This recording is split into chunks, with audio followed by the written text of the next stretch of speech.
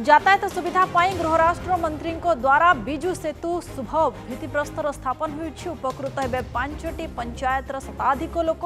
पुरी काकटपुर निर्वाचन मंडली रे मुख्यमंत्री नवीन पट्टनायक ग्राम्य उन्नयन विभाग द्वारा गमनागमन सहित विभिन्न निर्माण कार्यों पर पैकेज घोषणा होइछि।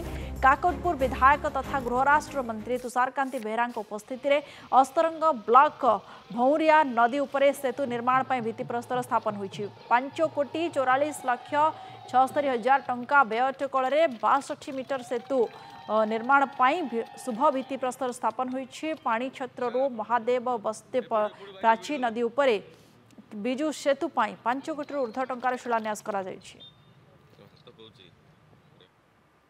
आगामी दिन में आमर सबुठ बड़ प्रोजेक्ट जोटा देवी नदी उपरमुंडे शिखर घाटर तलू एवं तालदा ब्रिज उपरमुंड को भंडीसे और पथर पका से जगह से ब्रिज होगा जाऊँगी। मुझे आशा करुँची केवल जंगल नुहे आपंकर पाटसुंदरपुर पंचायत और सुहागपुर पंचायत जो मैंने ये जाऊँगी आप जानते जोटा जगतसिंहपुर जो कनेक्ट कर शिखर घाट लोक मैंने एपटे सर्टकट रोड जाती तेणु सबू यही 3टी पंचायत सब लोक अधिवासी उपकृत हे आशा करुँच।